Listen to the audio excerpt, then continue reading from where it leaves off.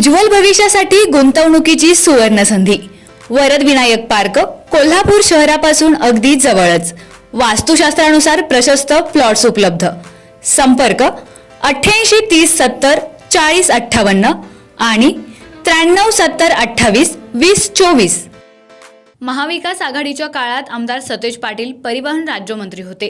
त्यावेळी त्यांनी ST bus स्थानके सर्व सोयींयुक्त असावीत यासाठी निधी मंजूर केला होता। यामध्ये कोल्हापूर जिल्ह्यातील बस स्थानक आहेत।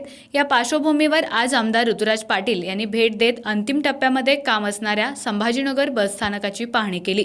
शहरातील बहुतांशी बस स्थानकावर अपुरे फलाट, बसण्याची मर्यादित आसन क्षमता, अस्वच्छता, पार्किंगसाठी अपुरी जागा, पिण्याचे पाणी, वीज, पंखा अशा विविध सुविधांचा अभाव वर्षानुवर्षे आहे।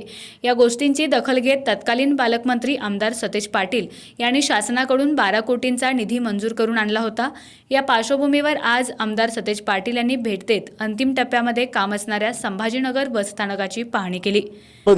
शहरामध्ये 2 बस स्थानक आहेत, एक मध्यवर्ती आणि एक संभाजीनगर बस स्थानक। अनेक वर्ष संभाजीनगर बस स्थानकाची दुरावस्था होती आणि म्हणून पूर्वी परिवहन राज्यमंत्री असताना 10 कोटी रुपयाला मंजूर केले आणि त्याचं काम आता पूर्णत्वाला जवळजवळ त्या ठिकाणी आलेलं आहे।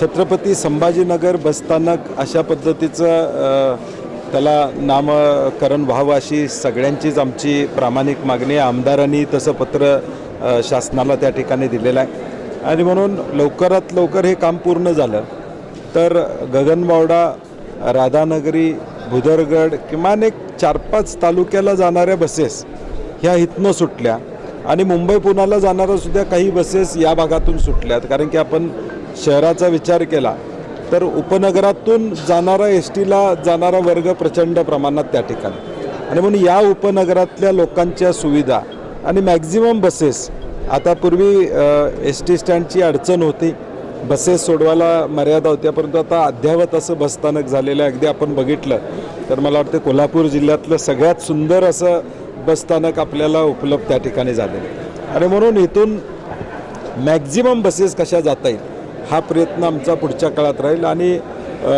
थोडं काम अजून पेंडिंग असलं तरी कामकाज सुरू करावं।